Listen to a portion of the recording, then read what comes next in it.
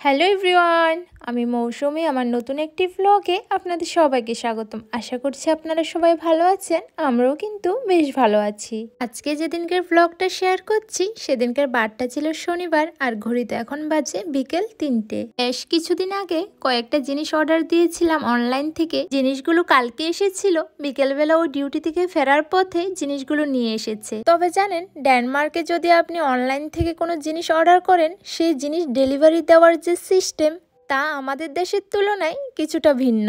আমাদের দেশে যেমন যে কোনো প্ল্যাটফর্ম থেকেই কিছু অর্ডার করলে ডেলিভারি বয় অর্ডারগুলো বাড়িতে এসে দিয়ে যায়, এই দেশে আপনি যদি কোনো অনলাইন থেকে জিনিস অর্ডার করেন তবে তা আপনার বাড়িতে না দিয়ে গিয়ে কাছাকাছি কোনো সুপারমার্কেট বা ওই পোস্ট অফিসেই আপনার সেই জিনিসটা সযত্নে সেখানেই রাখা থাকবে। আজকে বাড়িতে দোসা বানাবো, তাই ভাবলাম তার সাথে একটু সাম্বারও বানিয়ে নিই। বাড়িতে যা যা সবজি আছে একটু একটু করে সব কিছুই নিয়ে নেব। ওইদিকে আমি ডালটা সেদ্ধ হতে বসিয়ে দিয়েছি। এই বছর বাড়ি থেকে আসার সময় মা আবার দেখছি আমার জন্য তেঁতুলও দিয়েছে। সেই তেঁতুল থেকে কয়েক কোয়া তেঁতুল ওই গরম জলে ভিজিয়ে রেখেছি। আমরা আজকে যে প্রোডাক্টগুলো অর্ডার করেছি তা ডেনমার্কের পরিচিত একটা অনলাইন শপিং অ্যাপস টেমু, তা থেকেই অর্ডার করেছি। এই অ্যাপসে আমাদের দেশের প্রায় ম্যাক্সিমাম জিনিসই আপনি পেয়ে যাবেন।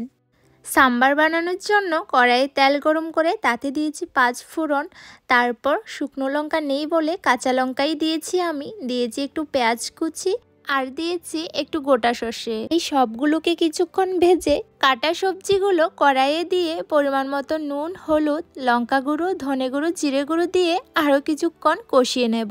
সাম্বারে যদি সবজিগুলো গোটা গোটা থাকে আমার একেবারেই খেতে ভালো লাগে না। কিছুক্ষণ ঢেকে দিই, এতেই তরকারিগুলো সেদ্ধ হয়ে যায়। কালকে আবার ডিউটি থেকে ফেরার পথে শুধু পার্সেল আনেনি, পার্সেলের সাথে এই দুটো জিনিসও নিয়ে এসেছে। ওর এক কলিগ বাড়িতে গিয়েছিল, মানে ইন্ডিয়ায় গিয়েছিল, ইন্ডিয়া থেকে আসার সময় আমাদের জন্য সর্ষে গুঁড়ো নিয়ে এসেছে। তবে বলেছে ঠিকই সর্ষে গুঁড়ো, প্যাকেটটা খোলার সাথে সাথে একটু ঘ্রাণ নিয়ে দেখছিলাম, কিন্তু তবে ওই সর্ষে গুঁড়োতে যে একটা উগ্র ঘ্রাণ থাকে তা এতে পাচ্ছি না। মনে হচ্ছে সর্ষে আর পোস্ত একসাথেই আছে, তার জন্য আর সর্ষের ঘ্রাণটা তেমন করে পাওয়া যাচ্ছে না। এইবার বাড়ি থেকে আসার সময় সর্ষে গুঁড়ো আনার কথা একেবারেই মাথায় ছিল না। তরকারিগুলো একেবারে ভালোভাবে সেদ্ধ হয়ে গেছে। আগে যে ডালটা সেদ্ধ করে রেখেছিলাম তাই এতে দিয়ে দেব।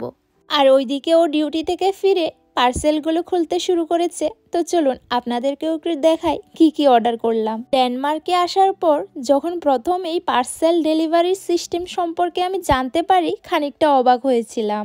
তবে পরবর্তী সময়ে ওর কাছ থেকে জানতে পারি এখানকার ডেলিভারি পরিষেবাগুলি পার্সেল লকার ব্যবহার করেন, যেখানে প্যাকেজগুলি পিকআপের জন্য নিরাপদে সংরক্ষণ করা হয়। আর এই ব্যবস্থাটা করার একমাত্রই উদ্দেশ্য ডেলিভারি পার্সন বা যে ডেলিভারি নেবে তার যা কোনো ধরনের অসুবিধে না পড়তে হয়, যাতে করে আপনি আপনার উপযুক্ত সময়ে গিয়ে পার্সেলটা নিয়ে আসতে পারেন। এই যে একটা ছোট্ট র্যাক মতো অর্ডার দিয়েছিলাম, এতে করে বাইরে কাপড় চোপড় শুকোতে দেওয়া যাবে। আমাদের নতুন অ্যাপার্টমেন্টে যে জামা কাপড় শুকোতে দেওয়ার জায়গাটা সেটা আবার অনেক দূরে, ওই প্রথম গেটেই। দুটো জামা কাপড় শুকোতে দিলেও অনেক দূর ঘুরে গিয়ে দিয়ে আসতে হয়, সেজন্যই এই ছোট্ট মতো র্যাকটা অর্ডার করলাম। এটাও একটা জামা কাপড় শুকোনোরই র্যাক, তবে এটা বাইরের জন্য নয় বরং ঘরের জন্য। সব ঘরে তো একটা দুটো করে হিটার থাকেই, সেই হিটারের গায়ে এই র্যাকটা ঝুলিয়ে রাখলে জামা কাপড় নিমেষে শুকিয়ে যাবে। আর এইটা অর্ডার করেছি দরজাতে ঝুলিয়ে রাখার জন্য, এতে করে ছাতা, টুপি বা কোনো জ্যাকেটও আপনি ঝুলিয়ে রাখতে পারেন। পার্সেলটা খুলেই দেখি এক সাইড অলরেডি বেঁকেই গেছে। মোবাইলের জন্য এই ছোট স্ট্যান্ডখানা অর্ডার করেছি।